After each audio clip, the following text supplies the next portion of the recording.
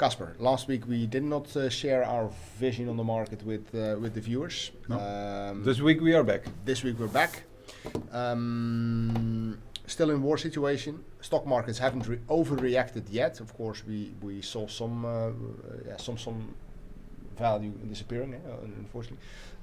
What is your vision about what's going on, and what will be what is that the news that got you the most over the last 14 days? I think is that investors are of course struggling. Most investors. And what you also see, but they also looking for some positive news. Like 2 days ago, that was the day before that the two parties went to Turkey. Yep. And the market reacted really positive because they thought hopefully there is some kind of a solution. So they are looking for some. So the markets are really focusing on the news about the war, I think, and if they find something positive, they all react really positive. You see one day, and it's also really difficult for investors like us, we also invest to understand that one day everything goes up with 4%, the other day goes down with 4%. Wednesday we had 8% in the DAX, in the German index. Massive recovery. So and to give some support, if you look at the indicator, the RSI.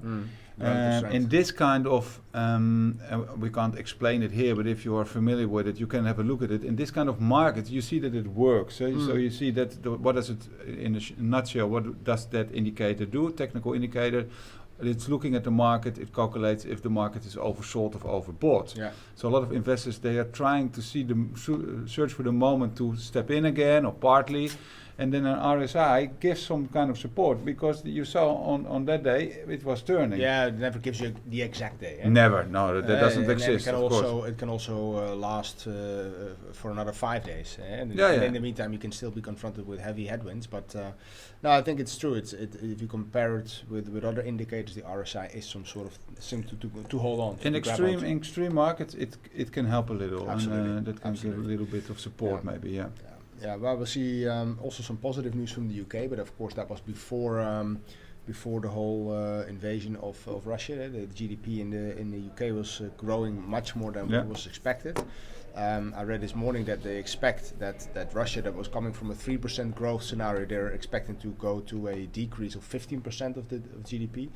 Funny also this news, and you possibly also have an opinion about it, about the now what they're planning to do against the sanctions of the West, that they're going to nationalize Western companies now. Yeah. And I mean the oligarchs, I think I don't know exactly how you say, but you know what I mean. They are they're not very positive about it, because they're actually saying it brings back Russia to the 1970 scenarios, the Bolshevik revolution, which was obviously not a very good thing for Russia.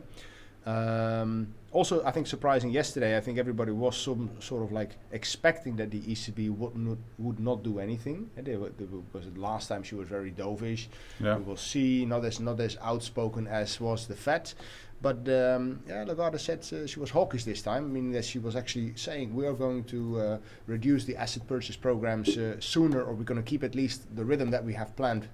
They were not affected by the war in this case, so that was, I think, was quite surprising. But for us, like investors, again, we're looking at the interest rates of 0, and we're looking at an inflation around. It will be in March. It will be 10%. Yeah. So it's a ridiculous talking situation. about prices, and that's what I want. Of course, we all are worried about when we go to the petrol station nowadays. Oh my God, you're looking at your tank. If it's, please don't go empty. We still drive on petrol cars. I still drive on petrol cars. You also, and I think many people still drive on petrol cars. But the crude oil, the Brent crude, for instance, the May future is the one that expires next. And on Monday there was a peak at 139 for the future. And what is that then? That future has 1,000 barrels underlying. But what is interesting to see, and I think that's also something that you need to be very aware of.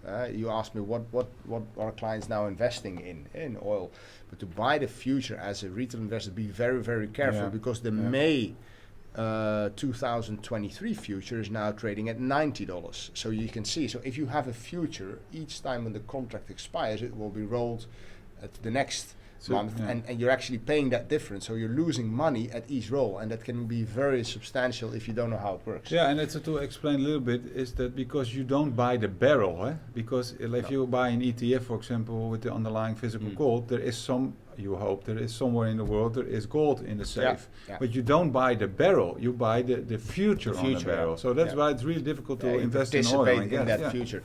Same thing we saw, I think, in other commodities, in wheat, the wheat prices. In December, we were paying $800 in this case on Chicago. There's also another market, which is the Paris Matif market. $800 for 5,000 bushels, and 5,000 bushels is approximately 138,000 kilos of wheat, and that was now this week approximately 1,209. So you can see that the price of wheat, and I'm not talking about wheat that you can smoke, wheat here that you use for bread, is. You can also smoke it, but not very nice. I don't think it's going to be very nice. No, it's up as well a lot. We saw a massive rise in nickel prices this week, 70% up overnight. I think it was Tuesday or Wednesday. So yeah, commodity-wise, a lot of things to do, and I think. Be careful if you make the step into the future market, also with ETFs, specifically on oil. Really do your homework well. Yeah, you have ETFs. I think we discussed it in the past that cover a really big basket of different kind of commodities, and then you spread your risk. I had a look at the most popular brands in the USA. In Russia. Brands. Yeah, brands, and it was an exercise of 2021, and then you see the most popular brands are all non-Russian brands. And for example, the most popular was Samsung, Adidas, Nike, Apple, Sony, Coca-Cola. That are the most popular brands. And then I also had I looked a little bit in a couple of those brands. How big is their market share? Not how big is the market share in Russia, but how much of their sales are coming from Russia? Because a lot of investors, they think, what is my exposure in Russia? Some banks like ING as an exposure, you said it like 3-4 billion euros. So that's a yearly profit model. Yeah, that's quite a lot. If you look at Samsung, for example, so the most popular brand in Russia in 2021, they had a market share in Russia of 30%. So of all the sold phones, it was 30%. Samsung, so from South Korea, but only 0.1 of the profits came from Russia. Yeah, that's not so much. No. So that's the most famous brand. So, and I also had a look at Adidas. It was 3%. And Coca-Cola 1 to 2%. So I can't say that it's for every company it's the same, but you see the exposure is not that much. No. I also had a look at the search engines because Russia doesn't produce a lot of things themselves, but they have Yandex. Yeah. So I had a look just to be curious on how big is Yandex? What is the market share in Russia? I thought how big were they? Yeah, 2021. So Yandex had a market share of 45%, and Google had a bigger market share of 52%. Okay. And they had one other one, so that is 1% mail.ru. So I think I only want to touch up on the thing is that if you have stocks and you want to, maybe it's good to look at what the exposure in Russia is.